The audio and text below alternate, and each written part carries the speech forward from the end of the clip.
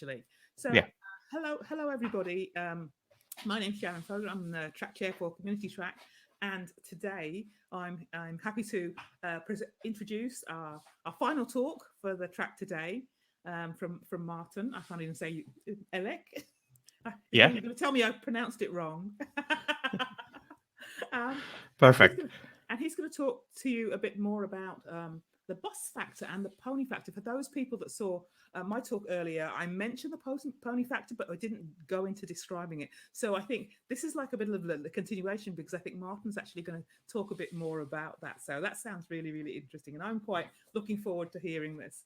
So please welcome Márton, and looking forward to seeing your presentation. Right, thank you. Thanks. So, yeah, my name is Márton Elek, and I'm working as a software engineer. And in the last, I don't know, dozens of years, I worked in a lot of system, distributed system, and I don't know, different kind of enterprise system, multi-tier application. And eventually, I realized that a significant part of my time, I just try to answer the same question. And this is the question which is, I think, as old as the humanity. We had the same question when we lived in the caves and so on. And we can we can say that this is a very generic question. That's the question that what's going on, right? This is we have a desire to have some better understanding about the structure of the things, that what is in deep, that how can we understand what's going on. And usually with the software, we have very well-known frameworks. We call it observability because it's more professional. We have tracings, logs, metrics, everything. But in the community, that's a more tricky question, that if we would like to understand the community. Here we also have some frameworks and like the chaos metrics or other tools like the Kibble, which was introduced by Sharon earlier. But I think the main problem is that the people, the humans, because it's way more harder to predict the behavior of the members of the community. At least that was my problem. And this is what I would like to share my journey to get better understanding in the community, that what's going on and how does it work. So this is my view. My name is Márton Elek, and I mainly worked in Apache Ozone in the last 3-4 years as a paid developer. I have some other stuff like Twitter or Ozone channel about Ozone or about any other stuff, and a few other stuff on GitHub. But this is a very specific view for me, actually, because I am part of the community.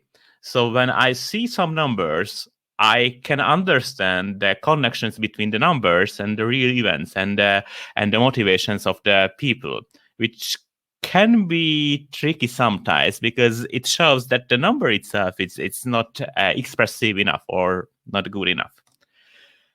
So this is Apache Ozone. This is actually currently it's not Hadoop Ozone anymore. This is just Apache Ozone because it became a top-level Apache project. It started as a sub-project of Hadoop. And because it's a new sub-project, it was started, or not sub-project, it was a feature branch earlier. And it started just a few people who paid by Hortonworks at that time. And eventually more and more people started to work on the project. And I was very keen to understand that what did we achieve when we tried to build a community, that do we have more and more people or more diverse community? How can we understand it? So I tried to do some statistics and get numbers. So I think the most famous statistics or number, which is already mentioned, this bus factor, which is supposed to be the minimum number of team members that have to suddenly disappear from the project before the project spells. Well, it's a very theoretical, because who knows what will happen when some team members suddenly disappear, right? We don't know. And the bus factor is because, let's say, one developer hit by bus, what will be the future? We don't know. So I checked first that what is the literature of this one. And I found problems about this bus factor. Well, one problem is that I'm a developer and I'm not very comfortable with the idea that I will be hit by a bus or track or anything. The other one is that it's not clear that how I will be hit, because I have totally different literature if I search for the truck factor or the bus factor. So which vehicle is most dangerous? So recently it started to called by leaf factor, or we can just use the Apache notation, which is pony factor. But the problem is still there. So I just found a paper, a novel approach, and I said, oh, if it's novel, then it should be fine to check what's going on. And it will be the key to understand that how does it work. So I read the paper. It was quite complicated. And this algorithm is based on the changes in the repository. So mainly it's code oriented, and it's just about code. You couldn't use it for mailing list conversation or anything else. And it's a little bit complex, but the basic idea that for each file, it tries to identify the owner based on changes, that who changed earlier that file. So, and it just calculates that some kind of summary or weighted summary or average based on the files. And if the same people is responsible for most of the files, then this factor it's quite low. So I implemented this because just algorithm, just code. So I wrote the code and tried out. So this is the Ozone repository, but I can also go to the Spark or Kafka or any community, and I have this bus factor summary, and I have multiple algorithms, but this one is not this one type. Oh, still a okay. So 3. So we can say that we have 3. Bus factor is not so bad, right? Because 3 people should leave until when the project will be stolen or stopped. But the problem is that I'm part of the community, and I exactly know that this number is totally wrong. Anu engineer, for example, he was one of the earliest contributor of that feature branch, but he left the project 1.5 years ago. He still follows the conversation, but he doesn't have too much time to contribute. So I think it just doesn't work for these open source projects, because there are programming languages which are optimized to read, to make it easier to read, like the Java or Golang or any other. So I think it doesn't matter who created the files. I can continue it, or anybody can continue it, if we make it easier to start and we have documentation. And the other problem is that I don't think that I have to be here. I think the main reason is that I did a lot of low-level refactor on the build system, just moving files from one place to other one, and it couldn't be filtered out from this approach. So the problem with this approach is that it's very code-oriented, and while it shows something, it's not, at least in this open source project, or I tested also with Spark, Kafka, it doesn't really show what's going on. So after that, I tried to find another definition, and this is the common definition of the leaf factor or pony number. I didn't find an official definition, but I found code. So I just tried to use the algorithm, which is most widely used. And we need 3 things. So first of all, we need something what we can measure, like the number of contributions, number of Git commits, number of mailing list answers, number of comments, number of anything. We should group by somehow. For example, we can group by the authors, or we can group by the committers who commits the contribution. And we need a threshold. Like, okay, let's calculate the number of, or let's count the number of groups which are required to have more than 50% of the contributions. And the nice thing about this definition that we can use it for anything, not just for codes or comments, but we can use it. This is from the IKRC book, and which is very nice because it uses a very simple approach. It just prints out everything which is required for the cookies. So, and here we have grouping, right? The different kind of materials. We have some measurable, let's say we use the volume. And I think in this specific case, we need maybe the 2 materials to have at least 50% of the volumes, right? So the bus factor of this cookie is definitely 2. Or maybe 3, yeah, we need to measure it. And it depends if we measure the volume or weight or something. But this is how does it work. The nice thing is that we can use it for any kind of grouping.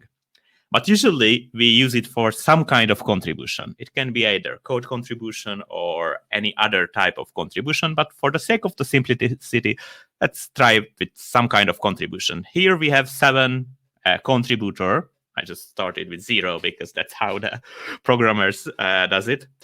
And the first contributor has 10 contribution. The second one is 5, 5, 3, 2. So what is the bus factor or leaf factor or pony number? Well, it's quite easy. The question is, if the threshold is 50%, the question is that how many groups are required to have more than the 50%. And here the 2 groups is the 2 main contributors.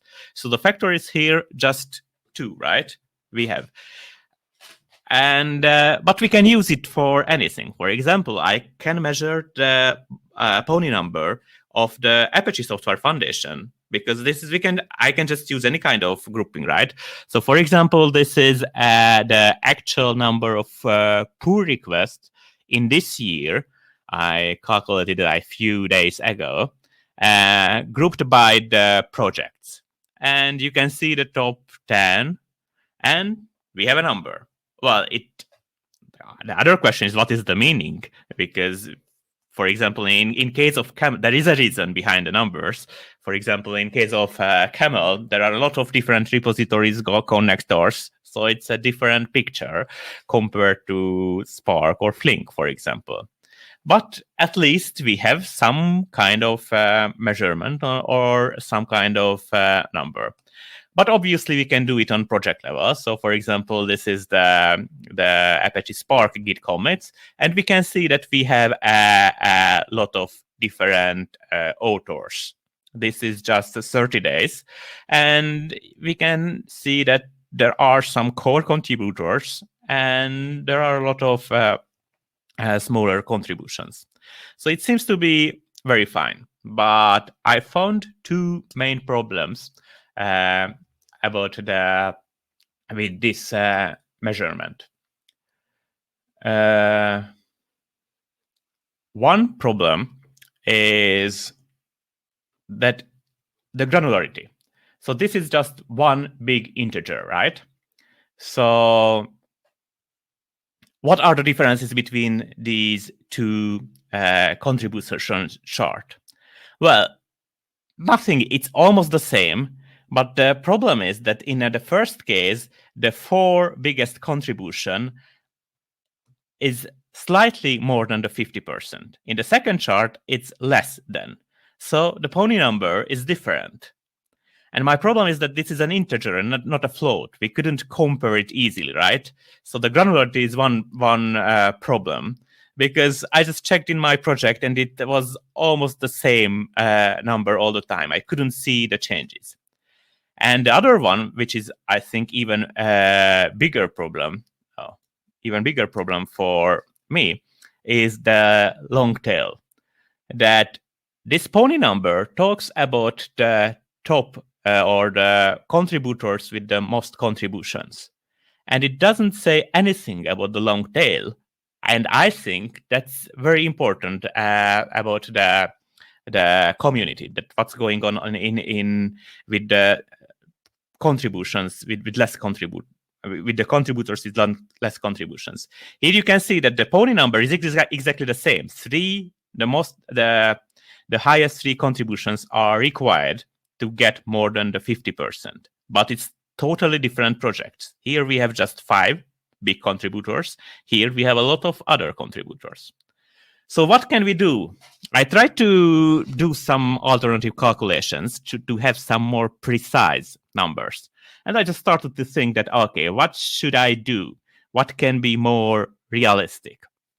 So let's talk about what is the ideal structure. Well, there is no ideal structure. Every community is different. But for example, this one seems to be slightly better than the previous one, right? Because there are the same number of contributors, but they have more equal contributions. So the idea was just to let's take the highest contribution and call it the 100%. And after that, we can just compare all of them compared to this highest one. And in that case, we have two other one with 50% of the compared to the first one, and 30, 20, and so on.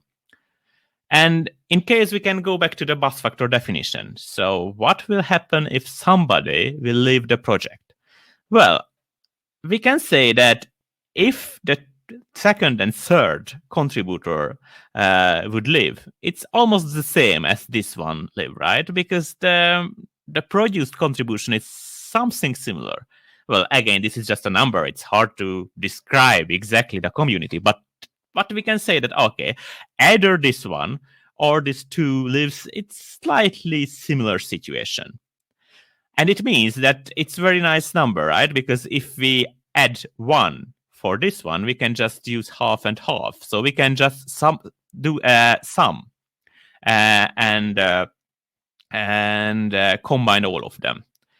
So yeah, this is just a calculation, and I tried different type of numbers. You can see that here are the contributions, and I can just put different numbers. And here, this is the pony number or bus factor, and this is this other kind of calculation. And you can see that this is not an integer anymore.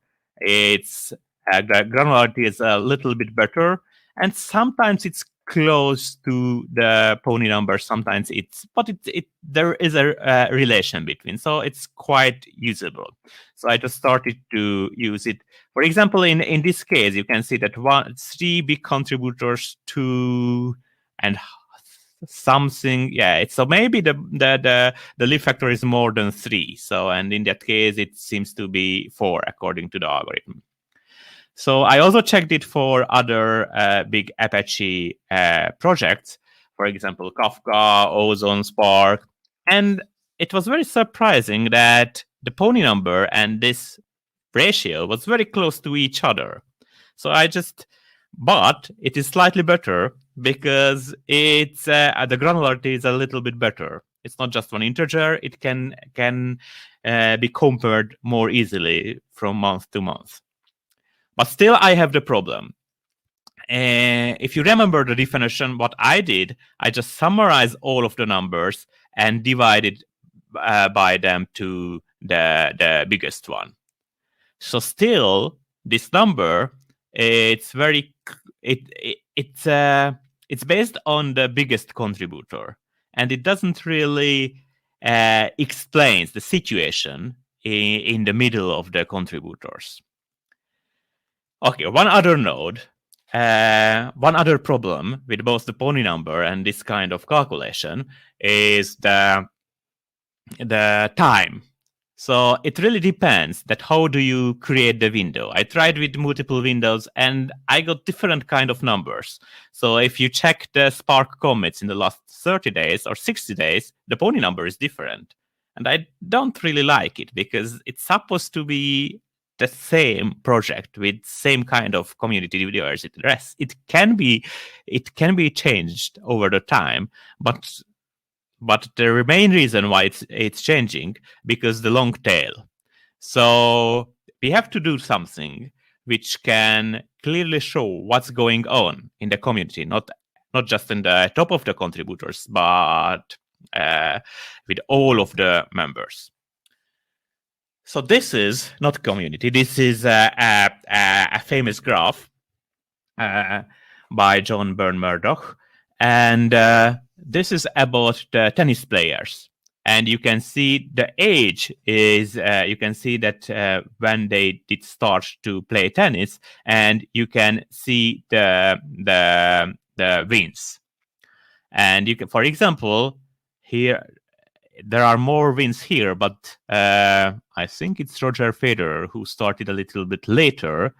But you can also see the angle of the chart. So I just try to create something similar for the projects. Here I'm cheating a little bit because the tennis players start at the same times, roughly, right? At the end of the childhood. Here I moved everybody to the 0. And so it's not about the real time, it's about the person time. So Potiuk Miklai started to contribute here. And this is just about the Git contributions. But it shows that there are some people who does a lot in the project or creates a lot of contribution. Here somebody contributed at the beginning, and after that just contributed more and more, but with less throughput. And here the opposite. Somebody started contribute less and less, and here suddenly contributed a lot during these months. So these are months. So, well, it shows something. For example, in the Kafka, we can see that a lot of people who contributed as long as almost the project age. So they should be contributed even today. And there is a very good presentation from the Fosback. This is a YouTube link. And from Maximilian about the critical mass. And he said that every community needs a group of self-motivated people with long-term interest to take responsibility of the project. And that was the main statement. That is the key in the community. So here we can clearly see this one, right? So we can see here a group of people, I think self-motivated people with long-term interest in the project who does a lot of contributions. But the problem is that I also checked in the Ozone. First of all, I know that some of this, for example, here it's just the numbers. It's not the importance of the number of commits, right? For example, I had a lot of small commits just to clear up something or make it easier, some documentation. And for this reason, I may have more commits, even if somebody created more important parts. But the other part is that, okay, we have some critical mass here, but I'm more interested about this part, right? What's next? Because I understand that there are 3 people here, but what is the content of this part? So I can just zoom in. And this is the same chart. So here there are the contributions, and here this is the time. And you can see that we have a lot of people here, but here it was not so visible. That how many people do we have? So it's very nice. We can see that this is more should be a strong community, but you know that this is just numbers. That how can we understand that what's going on really and what they do with the contributions? So another thing what I like to do is just print. So the projects which uses GitHub. Usually there are 2 activities, creating pull request, creating own content, or reviewing. So the pull request creation is in this X, and this other one is the help PR, means that how many pull requests has any comment or feedback for this particular people. So here you can see all of the GitHub users. For example, Anu Engineer or Arpit. So this is all time. They did a lot of contributions before this chart in the Jira time when we didn't use the GitHub. But in this time frame, they had more to others in GitHub pull request than creating own pull request. And the colors, okay, this is just the last half year. And the colors are the acknowledgement or roles. So the red is the PMC, I think the blue one is just the contributions, and the yellow one should be the committer. So I use this one to identify the people who should be acknowledged, right? If somebody is blue in this level, then they should be acknowledged, or the contributions should be acknowledged, or the yellow one. So that was the goal, this kind of approach. But here still I have a problem. When I try to check this graph from Hadoop, Hadoop is a so old project, so there are so many people. I started to contribute only to Ozone, or mainly to Ozone, which was Hadoop sub-project, and it doesn't show really what happens over the time. So I created another graph. This is the Apache Hadoop contributors contributed to the most Jira issues. Every dot here is one Jira issue. And for each month, so actually it's a 30 days windows. And each of the 30 days, I contributed that how many Jira issue is touched. Any kind of contribution, comment or creation or any type of contribution. So, and you can see different people over the time. So these are the top contributors and they started. And the interesting thing in this picture that we can see the lifetime of the contributors. First of all, there are founders who follows the projects over a long period. There are so this is Konstantin, who works on Hadoop from the beginning and even now contributes. But there are other contributors who started to contribute, and usually here we can see that the typical contribution type is, let's say, 3 to 4 years. So these are months, so this is 1 year. So I think this is 1.5 years or something like this. You can also see the release managers, actually, because the release managers has a huge number of contributions in the Jira. These are just numbers. It doesn't really explain what are the contributions. But I know that this is a release where the release manager just modified a lot of Jira issue. But this shows the time which was missing from the previous graph. And we can see that how does it changing over time, which is similar what we have seen in the previous presentation, that the churn rate, that how can we keep the people. Okay, but still there is one missing point. So because it's very easy to do a lot of contributions if you are paid for it, right? If you do it as a daily job. And that's one reason why I'm more interested about the lower level, because it's a different type of contribution. And that there is this we can separate the people based on fully paid contributor and voluntary contributor. And I started to do some kind of statistics with Google to each of the GitHub users on LinkedIn and everywhere, and just to try to check the company. Here, for example, I know that almost all of the people here, Semin, Anda, Lokesh, are paid developer, and so even in the lower level, we have a lot of paid developer. But this is not a problem, I think. I was a paid developer for 4 years or 5 years here, and I was very glad that finally I got money for the open source development. But the question is the motivation. I have seen both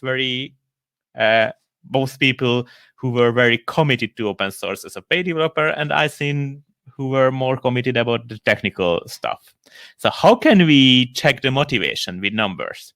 Well, it's not very easy, but eventually I found some interesting visualization about this one as well. So this is Apache Embury. The question is what happened here. And Apache Embury was the main cluster manager for Hortonworks. And what happened here is the Hortonworks Cloudera merge, where Cloudera decided to use the Cloudera manager instead of Embury. And we can see that the number of commits by month significantly dropped. So it seems that even if we had a high pony number, because we had a lot of developers, most of the developers were paid by the same. Actually, it's not true. There were multiple companies, that Hortonworks, IBM, and a few others, but it couldn't survive. So, but if I visualize it in a different way, it's also very interesting. So this is Spark, and this is all of the commits based on the author time. And what we can see is that Monday, Tuesday, Wednesday, so these are the weekdays, and these are the hours. So 24 hours per day, and this is UTC. So I'm working from UTC +2. So somewhere, let's say my 9 o'clock is somewhere here. And I'm working, let's say, to 7, which is UTC 5, I think. Yes. So actually, I start from here, somewhere here. So this is the Europe, this is the US, and this is Asia, India, and China. And you can see that the Spark is mostly developed in US and Asia, China, and these time zones. And the other interesting part is to see that how the weekend contributions can be compared to the daily contributors. So this is where we start. We have a few minutes. So we can do a small quiz. So you can put, if you have any guess, you can put it to the chat that what is this project? I have no, so this is a project which seems to be developed by professional developers, right? There is almost no weekend contributions. The other one is that it was developed only or almost mainly from Europe time zones, right? This is the Europe. So if this is UTC hours, this is the European. Yes, this is a European company. And this one is very interesting. So I think this project is imported to the Apache. And when imported, the history was rewritten, and the commit times of the previous commits updated to this 1 hour. That's the reason why we have a lot of contributions here. So this is Flink, actually, which is mainly developed started by Ververica. So, okay, next question. If we have this one, what is this? This is my other favorite. So this is not European. Actually, it's very interesting because we have some European, but it's mainly China. And I don't understand why, but when I have seen similar patterns, the lunch time was always empty. This is a pattern that I can see only at China. That the lunchtime, it's we have less comments. In US, it's not visible, or Europe. So this is something which is very popular in Asia, but almost unknown in US. And this is Apache Double, which is very, very popular. So even in job advertisement, it is a required. And almost nobody knows in the Western world, or there significant less users. So this is some kind of RPC you can use multiple RPC framework inside Dubo, and there is some service registry and discovery. But usually the people in Europe or US uses gRPC.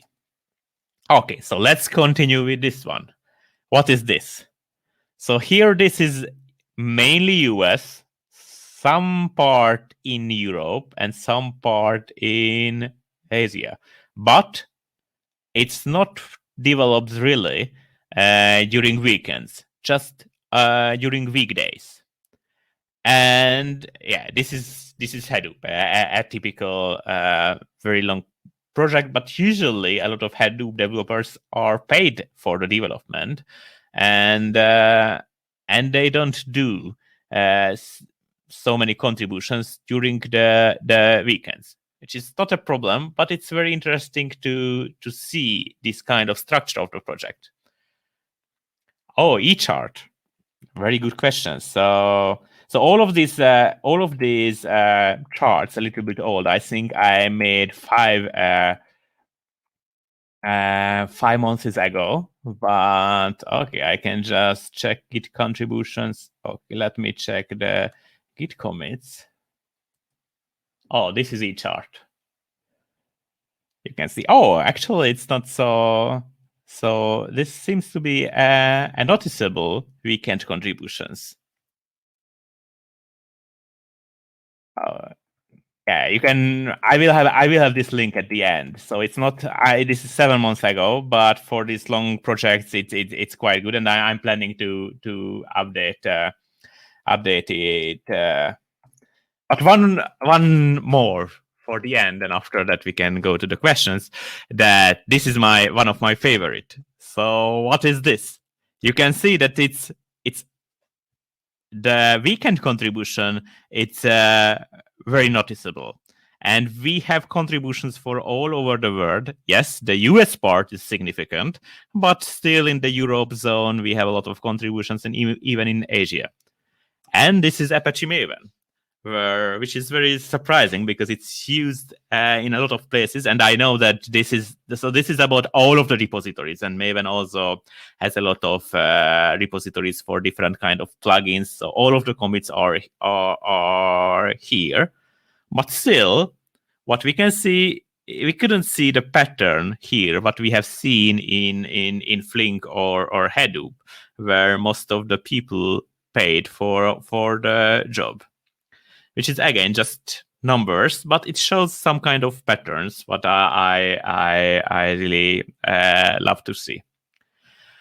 Okay, that's I think we are almost at the end. So let's just it's hard to summarize because that's all of the statistics just try to show something. It's a small window to the real world, and we try to understand what's going on, but it's just numbers. It helps a little bit if we know the community itself, and it helps to identify some problem, especially if we try to compare it over the time. If it's changing, even if it's not the most perfect number, then it can help. Personally, I don't think that the pony number or leaf factor is the best number because the limitation what we discussed. I tend to use this kind of visualization instead, which shows some aspect of the projects. And well, that the other question. Oh, this is just the bonus quote to the end that we can hit by. We don't know when we will be hit by a bus or any other vehicle, but until that we can just try to go forward and try to have the community and write the code. So that's it. You can find both so this bus factor is just a very simple Go application. It can check the pony number, but just for the Git commits in a Git repository. And the project stat, which is this half year ago I generated for all of the projects, you can check, and there are Python notebooks there, and you can do it. And questions? Can you have repo with all those calculations so that anyone can run those? Yes, I have this repo, and you can try. I modified the way how I got the numbers, and this is this is private. Okay, so you couldn't see it, right? Please type. So now you can see it. Oh, confirm access. Okay, I will do it. I will do it. So yes, I will make it public. But I think the kibble is more reliable for the numbers. My goal was more like just to do experiments and do this ad hoc Python pandas calculations. And when some metric is good enough or expressive enough, then those visualization might be possible to be migrated to Kibble or some more professional tools. But my goal was just some fast prototyping and try to understand what's going on and do different kind of queries and grouping. Okay, any other questions? Yeah, there is the...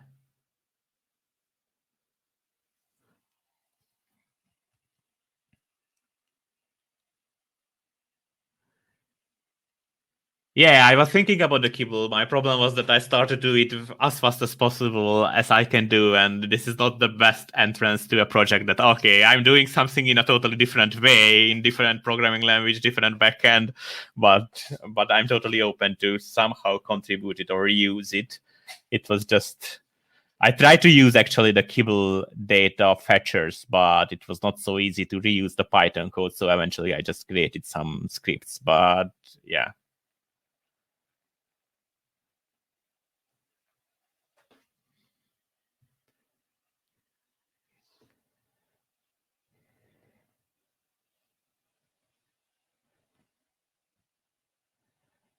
Yeah, any other questions?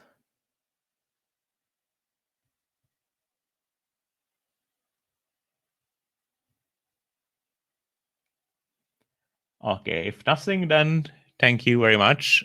I think still we will have some birds of feather sessions in today after these last presentations. So